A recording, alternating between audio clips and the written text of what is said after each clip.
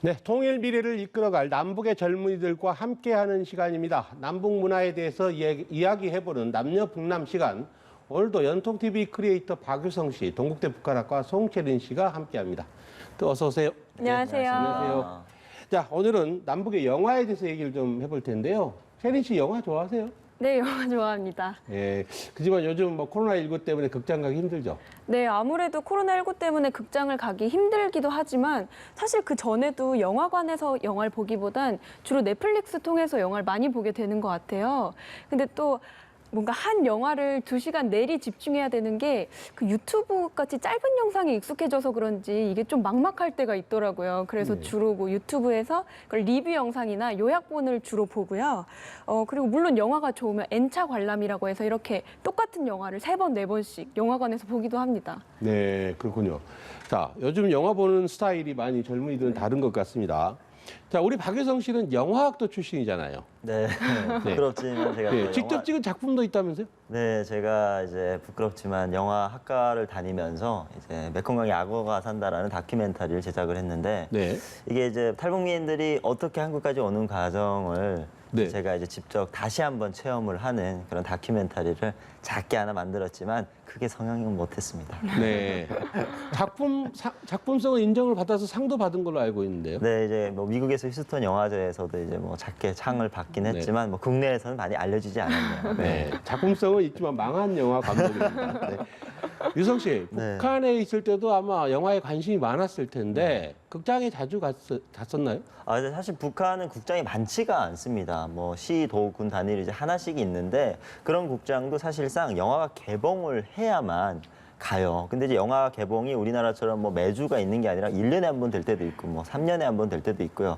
하지만 이제 영화 한 번을 개봉을 하면 수많은 사람들이 몰리기도 하죠. 왜냐하면 그 영화를 이제 오랜만에 개봉하고 또 많은 네. 사람들이 보고 싶어 하니까요. 근데 그 영화를 하다가 이제 중간중간에 북한의 전력 사정이 굉장히 힘들기 때문에 정전이 될 때도 있어요. 그럼 2시간짜리 영화를 보러 갔다가 중간에 정전이 되면 기다리는 사람들도 있고요. 기다리다 지쳐서 집에 가는 사람들도 있고. 하지만 네. 이제 영화를 정말 좋아하고 결말이 궁금한 사람들은 저 같은 친구들은 마지막까지 기다려서 영화를 봤던 기억이 있습니다. 네, 정말 전력 사정이 북한이 어렵다는 건 알고 있지만 극장에서 영화 보다가 전기가 끊기면 정말 황당할 텐데 그럼 이제 한국에 와서 극장에 갔을 때 네. 굉장히 신기하고 놀라운 점이 많았을 텐데요.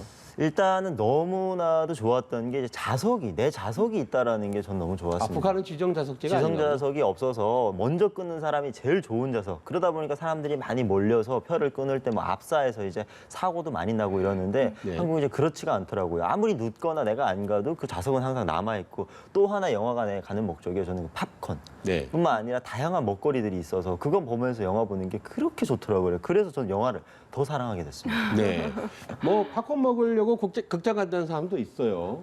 그런데 북한 극장에서는 팝콘 같은 걸 먹는 재미를 느낄 수가 없다고 하네요. 네. 채린 씨, 근데 요즘 우리 극장에서는 다양한 걸 판다면서요? 뭐 맥주도 판다고 하던데. 네, 뭐 맥주는 물론이고요. 뭐 떡볶이, 햄버거, 김밥 이런 것도 사와서 먹더라고요. 네. 그러니까 예전에는 이게 극장에서만 파는 것만 먹었어야 됐는데 요즘은 허용이 되는 것 같아요. 극장이 아니라 거의 뭐 분식집이에요.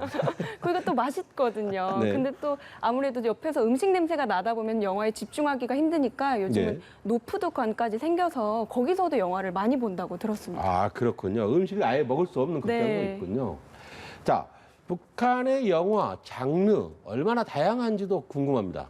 북한의 영화는 이제 대부분의 장르들이 다 있습니다. 코미디도 있고 액션도 있고 뭐 로맨틱 그리고 다 있는데 한 가지 없는 게 이제 그 공포 영화가 없어요. 아, 그래요? 네, 그래서 이제 개인적으로 볼 때는 북한이 제가 이제 공부를 좀 하고 나서 북한 영화를 봤을 때 사국을 좀 잘 만드는 것 공포 같아요. 영화는 또 왜 없을까요? 공포 영화 사회주의 양식에 많이 맞지 않고 그렇군요. 이런 것 때문에 제작을 안 하는 것 같고요. 그리고 이제 북한이 잘 만든 게 사국이고 이제 그 남북이 유일하게 목소리를 좀 내는 사국이 북한의 피 묻은 약패라는 영화가 있습니다. 약패. 약패. 예. 근데 이게 이제 독도에 관련된 문제를 다루는 네. 영화고 이게 우산도라고 불렸던 곳에서